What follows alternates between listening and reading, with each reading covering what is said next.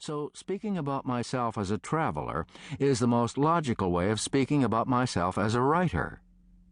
As for my apprenticeship as a writer, I'm sure that my single-mindedness was helped by my being out of touch. Both ideas, being a stranger, being out of touch, seemed to me to be related. I believed myself a stranger wherever I was, even when I was younger and among my family at home, and for much of my life I've felt disconnected. You think of a writer as in touch and at the center of things, but I've found the opposite to be the case. A variation of this concept was once a great topic in colleges. When I was a student, it was the obsessive subject, the alienated hero or anti-hero, the drifter, epitomized by the figure of the casual and detached murderer Meursault in Camus' L'Étranger, or Raskolnikov in Crime and Punishment, or the trapped and ineffectual Joseph K. in Kafka's The Trial, who's a total stranger to the process that is, for no apparent reason, blaming and victimizing him. There seemed to me something freakish about these men, and something formulaic about their predicament. I found these characters and this discussion less persuasive because the characters seemed like stock figures in a morality play. I couldn't identify with, I, a stranger and afraid, in a world I never made. I've been much more affected when an apparently whole-rounded character described a sense of loss or deep isolation. It's no surprise when the hero of a post-war French novel is said to be alienated, but how much more powerful when the anguish is that of someone instantly recognizable, like Nicole Diver in Fitzgerald's Tender is the Night, or Peyton Loftus in William Styron's Lie Down in Darkness, or the whiskey priest in Green's The Power and the Glory.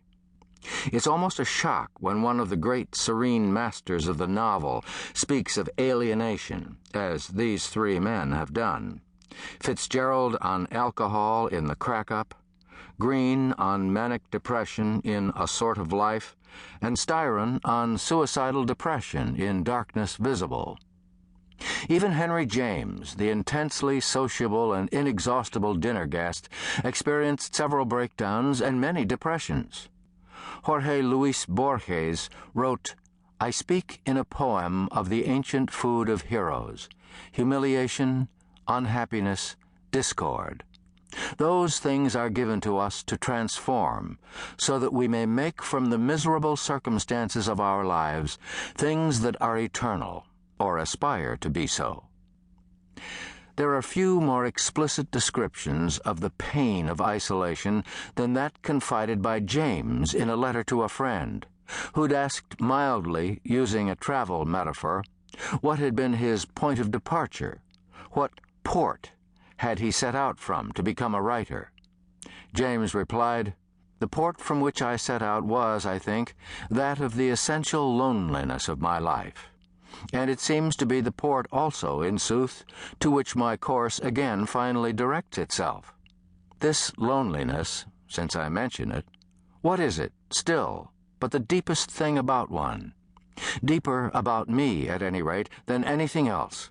Deeper than my genius, deeper than my discipline, deeper than my pride, deeper, above all, than the deep counterminings of art." The English writer V.S. Pritchett spoke about this condition of otherness in his autobiography, how it was not until he began to travel far from his home in South London that he began to understand himself and his literary vocation. He said that he found distant places so congenial that he became an outsider at home. Travel had transformed him into a stranger. He wrote, "I became a foreigner. For myself, that is what a writer is, a man living on the other side of a frontier." For various reasons, it's now not so easy to be a foreigner. I'm using the word in a general sense. Yet it was very easy for me less than 40 years ago, when I was an impressionable teenager and amateur emigrant. Then a person could simply disappear by traveling. Even a trip to Europe involved a sort of obscurity. A trip to Africa